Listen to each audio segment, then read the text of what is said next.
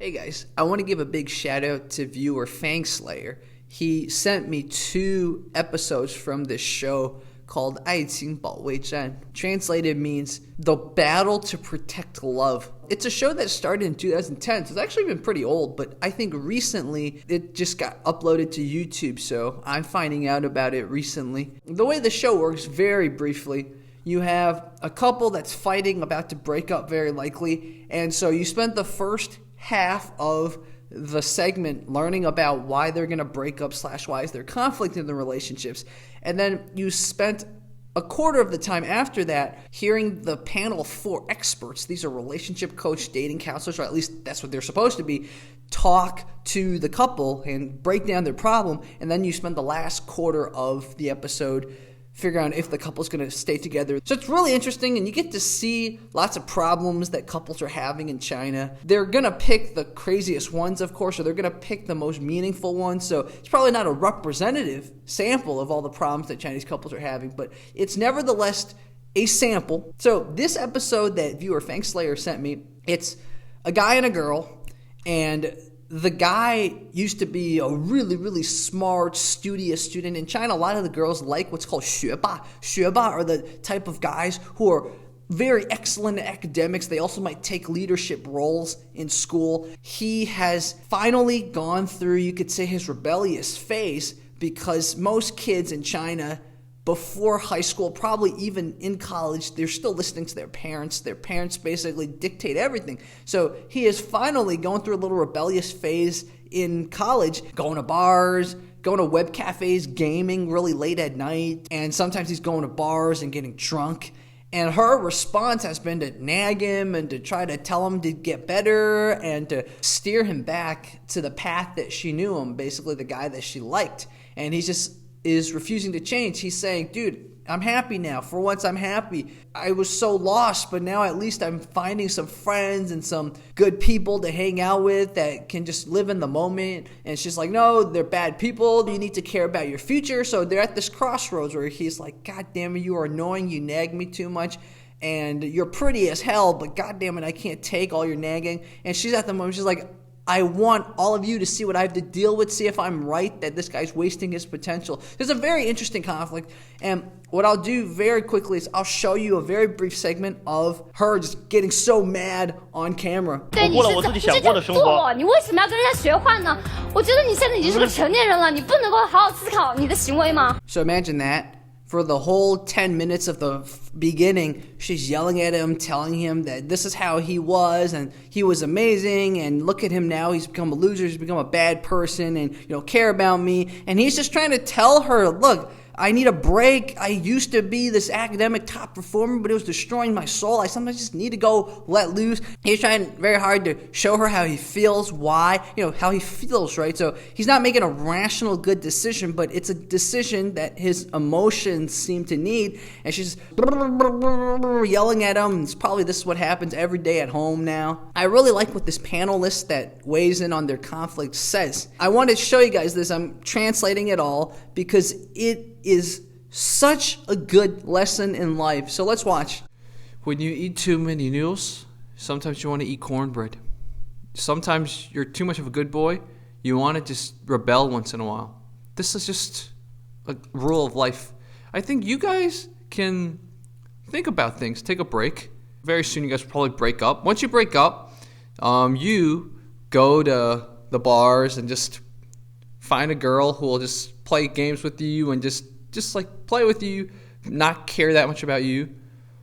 And you eat the cornbread so much you realize, oh, it's actually the rice, the noodles that's good. And you go find a guy that's really, really mature, and you'll find that, oh, wow, that's too mature for me. That's too old. And then you'll realize, oh, this guy, he's actually very cute. So you see, this is just the problem with people. It's like you have something good, but you want to try something new. And then when you try something new, you realize, oh, it was actually the thing I had that was better. And you as a girl, why are you so blunt and angry? So a woman too strong is not good. A woman too weak is not good either. So a real woman sometimes is strong, sometimes is weak. There's persistence, but there's also compromise. And like this, a man will really love you. Lu Xun said, the comedies in this world, you take the stuff that's meaningless and you put it together. A tragedy is when you take things that have meaning and just rip them apart. One of the tragedies of life is we take our love and we force the person we love into a corner. And then we think we're right. And in the end, the thing that shouldn't have happened, happened. Encouragement is better than blame. Don't always say, oh, you're wrong, or you're a bad person.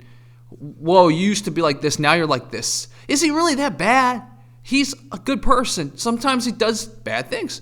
It's just like what we said before. Sometimes you eat rice, but then you want to eat cornbread. Look, sometimes he's a good boy, and sometimes he's a bad boy. You just have to tell him, oh, yeah, you can eat the cornbread, but don't eat it every day, right?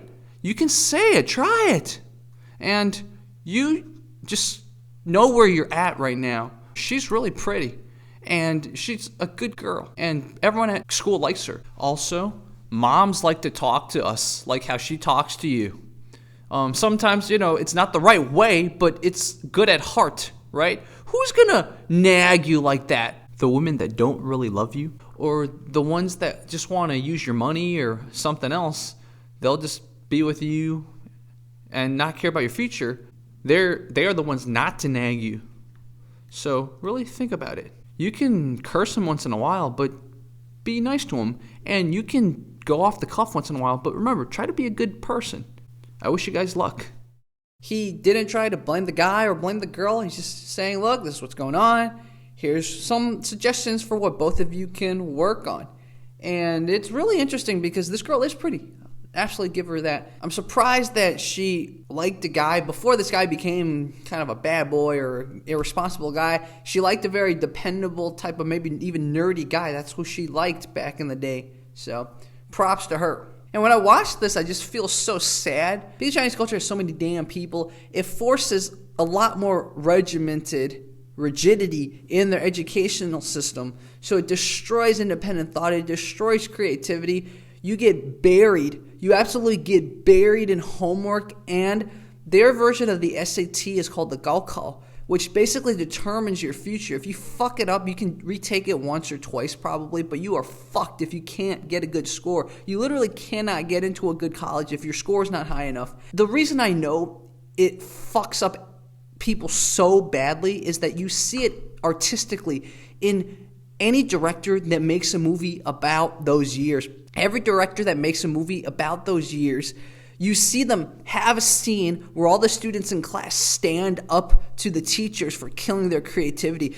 Every director, no matter what kind of movie, has a scene like that. You can see how fucked up, so deep in there, it's so fucked up, it can only be expressed artistically. That's really a deep level of fuck up, right?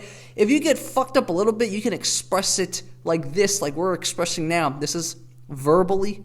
And then if you can't express it verbally, sometimes you get more emotional, so you might express it physically, whether you get sick or you lash out. But if you suppress it even deeper, then it comes out in your art or in your dreams. So the Gaokao has fucked over Chinese students so much. It's definitely fucked them up in all three levels, the outer level, the middle level, and the inner level. I kind of get why this guy wants to just be a bro. Good boys. A lot of guys who have a good side, who've always been great in their lives, just following the rules or following the parents or following what they think is expected of them, they're going to reach a breaking point. Normally, the beauty of childhood is you get to fall off your bike, you break a leg, and you're okay after a month.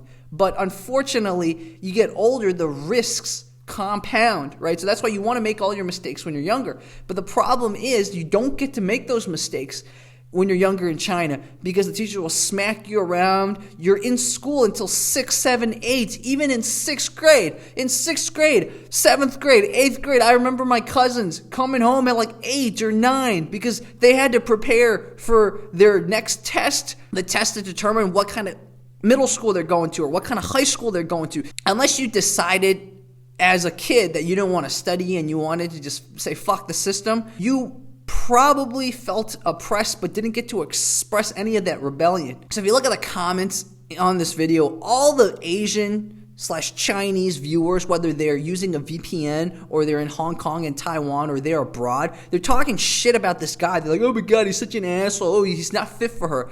Well, maybe you guys should go back and assess those feelings you had when you had no fucking freedom. You knew your life was determined by a few factors, and it was so easy to fuck up. When I was a kid, my parents would always ask me, you know those friends you hang out with, how are their grades? They never asked me if they're good people. They never asked me if I saw potential in them. They just asked me if they had good grades. So you definitely felt like a lot of times your parents would judge your friends based on their perceived academic achievements. So even friendship-wise, you felt always a little bit of pressure not to befriend people who weren't on par with your parents' sort of expectations of their intellectual abilities. So this guy befriending maybe some friends who like to game or friends who like to go to bars is another way of just letting it out. Rich people, 富二代, as they call the rich second generation of the rich people in China, a lot of them go through a phase like this. The difference between them and maybe this guy here is that they know that they'll have money for the rest of their lives, so they reach an even bigger existential crisis. Well, I will have money, and I've worked hard for what's the purpose? I don't get to enjoy. So a lot of them go even more overboard than this guy. They'll binge drink and do all the crazy stuff until they like throw up and stuff like that. Ultimately, this episode is a good reminder about nuances and middle ground. You don't want to go towards any extreme. The problem with the mind, the body, is you go towards one extreme, something will try to kick it the other way, because that's how the mind appreciates what's called homeostasis, right? The mind wants balance. You're going to apply the same analysis to what our counselor said to the woman. Don't always nag him and blame him and yell at him. Encourage him when he's doing the right thing. I love what he said about in strength, sometimes you show weakness, and weakness, sometimes you show strength. That's a very, very good thing that I've talked to my close friends and parents about since college, about what I see as wrong with a lot of Western women. They get told correctly that as a woman, you should stand up for yourself, etc., and they go overboard. They go to the extreme. They're always angry or always trying to assert themselves or always sleeping around, whatever they think is the representative example of being a strong woman. They go overboard. I remember I was telling my dad this back when I was in college. I was only a sophomore. I was telling my dad this. Can you believe it, man? I guess it was always born in me to be a commentator like this. It's all about balance. If you don't know, you don't know. If you want to fucking cry, you fucking cry. You know, it's like the more genuine you are, to a certain degree, it'll benefit you in the long run. I think that's it, man. I am done talking. I learned a lot of great lessons from this. Just don't think in too much extremes. Don't act in too much extreme. A little bit, right? What he said about occasionally eat the cornbread, but go back to eating better starches. That's so good. Occasionally, if you want to go crazy once in a while, do it, but learn from it. Or do it and experience it and then just move on. You guys can apply all this to your lives too. Just think about nuances. Think about what you can do to bridge extremes. Also, let me know what you think. Do you think she's being unreasonable? Do you think he's being unreasonable? Do you guys want more analysis of this new show I discovered? Talk to you guys soon.